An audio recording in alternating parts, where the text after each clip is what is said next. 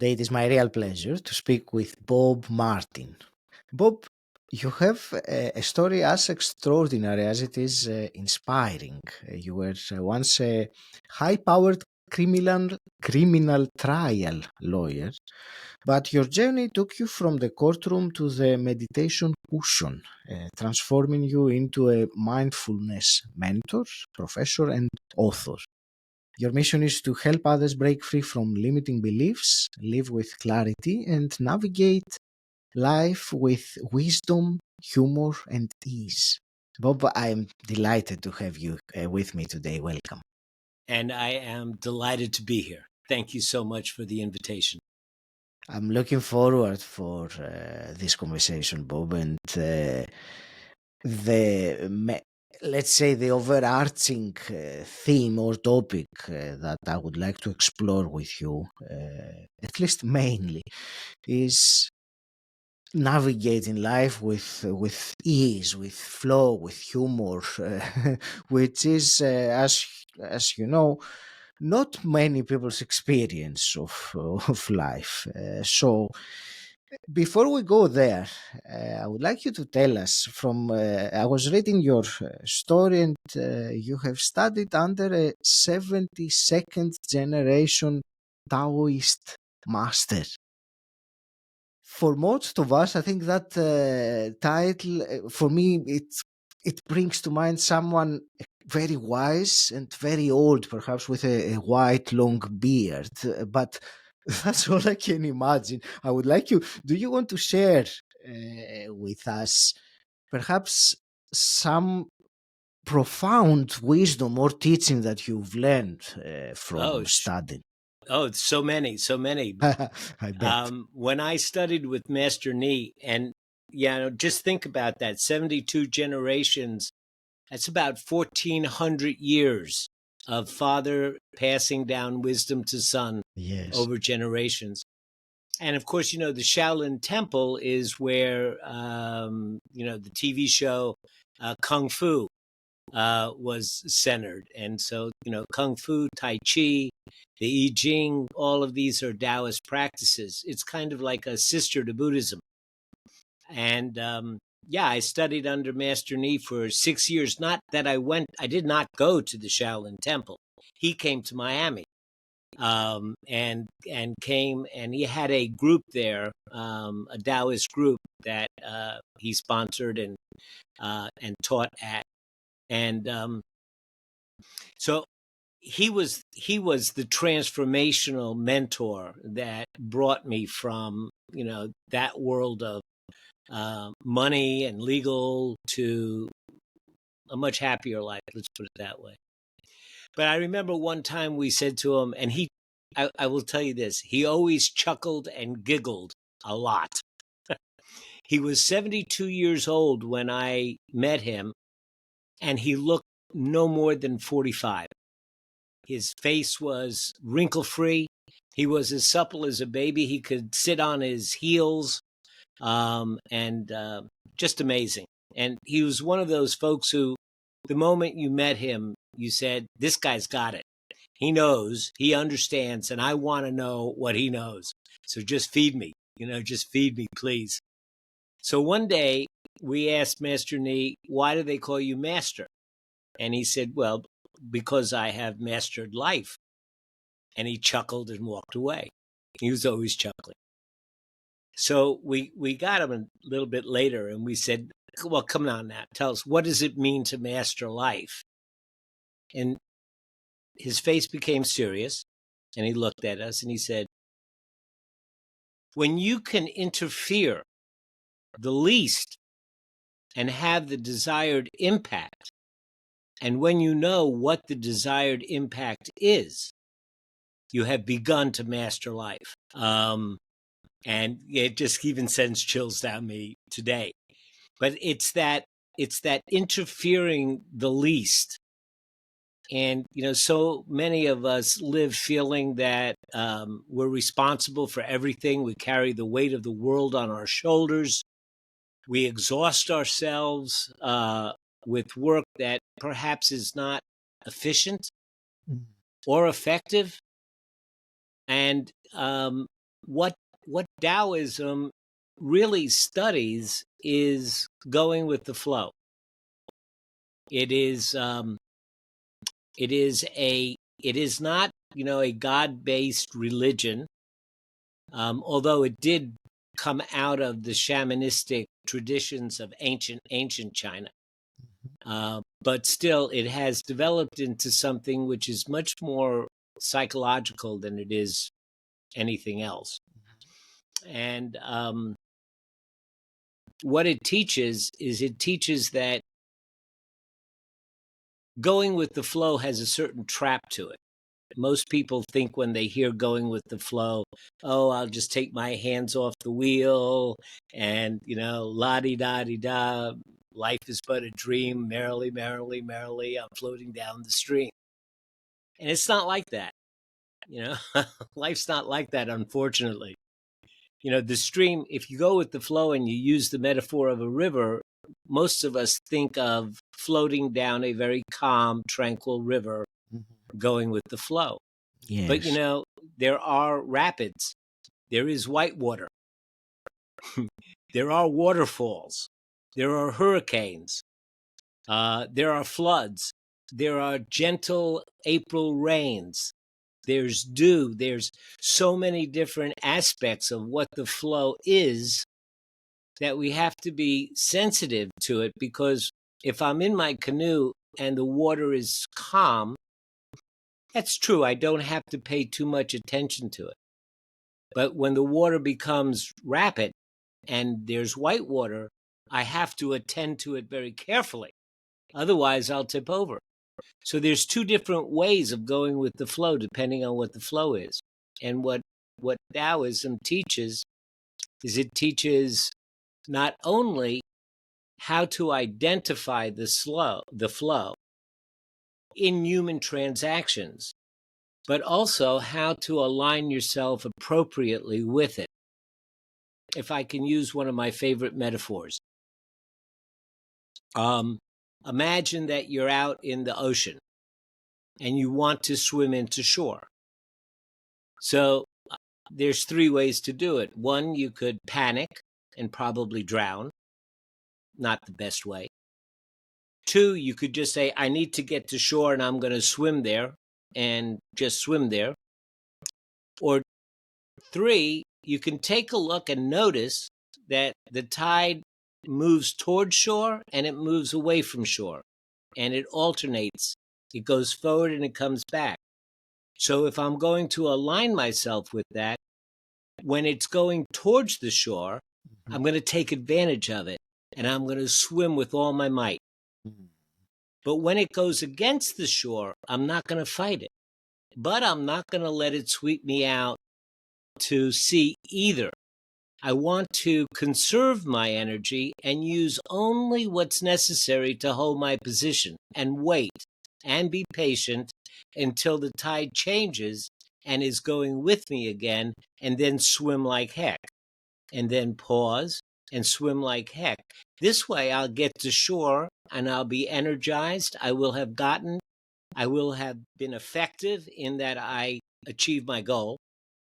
And I will have been efficient in that I interfered the least and used the most efficient capacities that I personally had to apply. So I was efficient and effective. I get to shore. I am energized and have more energy to move forward with other things. So this is what Taoism teaches. And, in human transactions, what we're talking about is sometimes the situation is very propitious and it seems like everything that you do works. So these are the times of great advance. Other times in life, it seems like you're walking in mud and everything is hard and nothing's working. So these are the times where you kind of back away a little bit and contemplate and think and wait for the situation to change. And while you're waiting, use the time to refine your presentation. So now you're being effective and efficient, and you're going with the flow, and you're using it to your best advantage.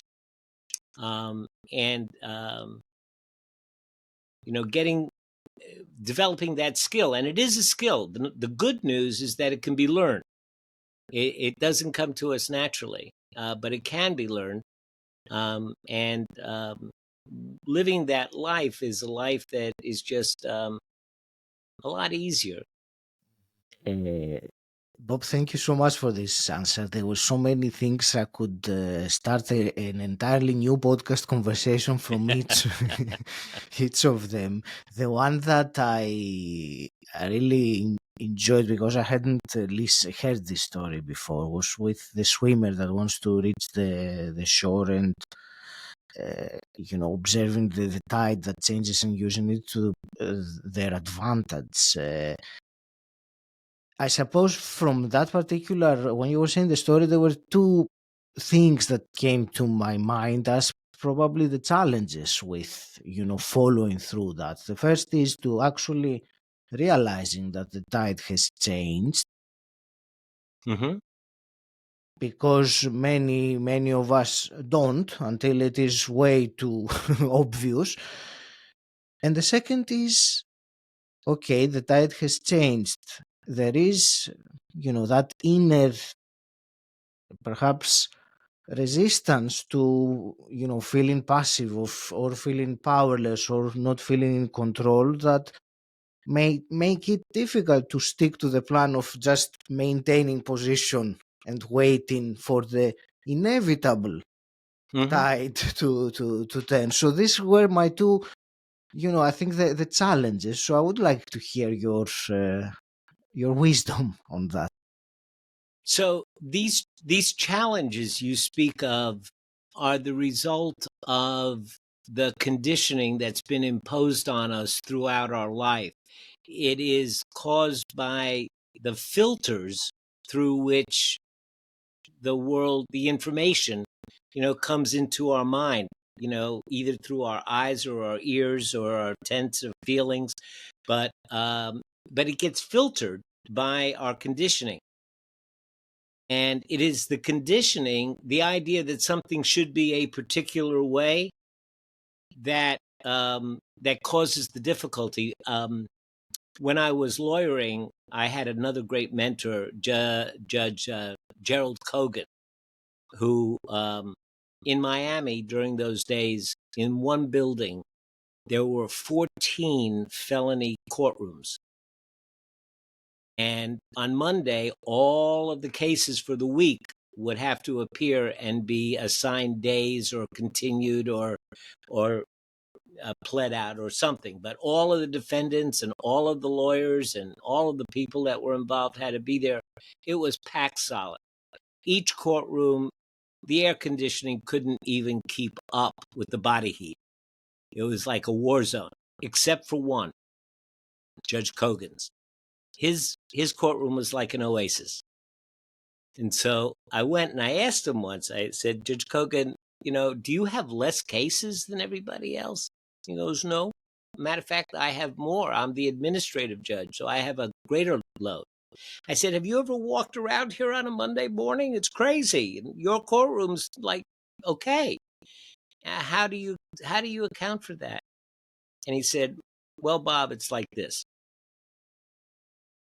If you want to pick an apple off the tree and it's not ripe, you're going to pull it and twist it and struggle and yank, and it'll finally come off and it's going to be sour. And if you wait too long, it's going to drop and rot. But if you pick it at the right time, it comes off easy and it's sweet. I think that I just have a sense of not letting my ego get in the way and feeling like I have to contest with some lawyer who's asking for a continuance. I just have a better sense of when a case needs to be tried and when it needs to be continued. That is, part of it. So to use the apple metaphor, if my conditioning tells me that I need this apple now and it's not right, my life is going to be very difficult. It's not that the apple is causing the problem. Yes. It's that my idea that I need it now is causing the problem. Mm-hmm. I haven't recognized the flow, and so I'm not aligning with it. So that's kind of like where meditation comes in as an assistance to learning and becoming sensitized to the flow, because in meditation we learn to be more present, and it's really hard to recognize the flow, recognize the energy that's in the situation around you, if you're ruminating about things in the past or projecting, and catastrophizing things in the future. If you're not here right now, it's hard to feel what's going on. So meditation helps you learn to be more present, and it also helps you to learn to be more sensitive. But most importantly, it reveals to you the conditioning that's been imposed on you. And one of the things it teaches you is that you can't make the conditioning go away. You can't force it to go away, which most of us want to do, but you can let it go away. And meditation teaches you how to do that, to let it go, not to make it go, but to let it go. And so the two kind of work hand in hand. I'm glad you bridged it very beautifully, because I was about to ask you about meditation. You said it reveals the conditioning, and it's what the question that comes to mind when I hear this kind of description of what a benefit of meditation is, do you recommend or suggest some particular technique of meditation that is perhaps better suited to develop or to experience that rather than other techniques? Yes, I do. I mean, Mm-hmm. there are many, different That's why I'm techniques. asking. Yes. But the basic instruction, I suppose, in meditation, what we call is vipassana, or Tibetan insight meditation. I think that would be the best word to use. Insight meditation is what I teach. And it's not a mantra, and it's not transcendental, and you don't go somewhere. It's simply well, let me explain. Let me suggest it this way. Have you ever been listening to somebody, and all of a sudden you're not listening to them anymore because you're thinking about whether you left the stove on? Yes. And then all of a sudden your brain kind of says to you, "Psst, hey, Hadji, you're not listening to the guy." And you all of a sudden you go, "Oh, I'm not listening. Oh my God." And then you get a flood of judgments, and you got to think, how am I going to get him to say it again Yes. without letting him know, blah, blah, blah. But then you go back and you listen to him again. Well, that's what meditation is. That's exactly what meditation is, except for the fact that you do it intentionally instead of letting it just happen. And therefore you notice what's going on more. So the instructions are, form the intention to put your attention, say, on your breath or a candle. And then in 3 seconds, your mind's going to wander. It's going to go off someplace. And that's because evolutionarily, when we lived in the jungle, we were always scanning for danger. And we are constructed for our minds to wander and scan. That's how we evolved. That's the animal that we are. So it's completely normal. So when people say, "Oh, I can't sit still because my mind goes," well, yeah, that's what happens. But then at some point, your mind goes, "Psst, hey, you said that it was your intention to pay attention to the candle." You go, "Oh," you kind of wake up. That waking up is the moment of mindfulness. It's not paying attention to the candle. It's waking up when your mind wandered. And then you remind yourself, then you have the flood of judgments. So now you get to observe your judgments. And after you do this several times, you kind of get bored of them and they kind of go away. on their own without forcing them to go away. And then you begin again. And every time you begin again, you're forming a neural pathway in your brain that says, I can do this. I'm capable. I can begin again. I can fail and I can begin again. Mm-hmm. And that helps us develop a tolerance for discomfort, which gives us the ability to risk more and learn more and grow more. And as we go through this process, so it's not about quieting the mind. It's not about calming the mind or having white noise. It's about beginning again, failing and beginning again, failing and beginning again, failing and beginning again. And we do it in this safe place where nothing's at risk, but it gives us the ability to train ourselves to go into the real world and fail and begin again, and try and experiment and have, ideas, notice. So we develop all these skills. And I think a great benefit of being able to have this moment of mindfulness, as you called it, that waking up from the mental, the internal dialogue. I think once you experience that over and over again, then you can utilize it or bring that awareness at some point when you are not on your cushion meditating, when something happens in life and you, rather than reacting immediately out of the conditioning, as you were saying earlier, to, waking up for a moment to be present in the moment. I think it's so useful. So useful. It is, like you say, if the only thing that meditation was good for was sitting on a cushion, it wouldn't be worth it. It wouldn't be worth the time and the effort. You got to bring it into your life. And so we have all experienced, I believe, we've all experienced being in a conversation.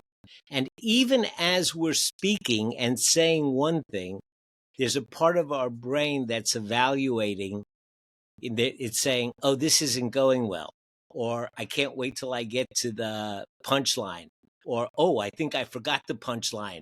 And so there's this part of our brain that's commenting on us, even though while we're speaking. Now, when that just happens of its own accord, it just happens, it's not very helpful. But when we pay attention to that other voice, the commenting voice, when we pay attention to it, what we find is that from that place in our mind, there's a certain stability. It's not thrown by emotions as much. So going back to the river metaphor, so there's a stream of consciousness and there are leaves and logs. Those are our thoughts. And it's like we're holding on to a log floating down the river. And then we go into the white water, or then we go for a waterfall, and all of life is affecting us. And of course, we're emotional about it. But that other part, the part that comments, as we begin to become more familiar with that and intentionally pay attention to it, we begin to reconnect with it. And, depending on, your perspective, if you're, a psychologist, you might call it your intuitive mind or your authentic self. If you're spiritual, you might call it your soul. But whatever it is, when we pay attention to it and we reconnect to it, we find that we can watch ourselves on the log in the river from that place of being the observer. And as the observer, there's a certain stability of mind and a certain peacefulness of mind, even as I'm getting angry, even as I'm feeling grief, even as I'm feeling joy, I am still observing it from another place at the same time. And from that place, that's when people talk about peace and tranquility. It's not that I have removed myself from the ups and downs of life. It's just that I've found another place where at the same time I can be more stable. And so to give you an example, just the other day, I was in the grocery store and I was in a big rush. I had to get to class, and so I was in a big rush, and I had a couple of things. And you're looking at the different cashier lines and trying to find the shortest one. And I see a lady; she's got like 5 or 6 items in a basket. And I said, "Oh, she's going to be quick." So she goes up, and as soon as she gets to the cashier, and I'm behind her, I'm in a rush, and she opens up a 3-ring binder with a bunch of coupons.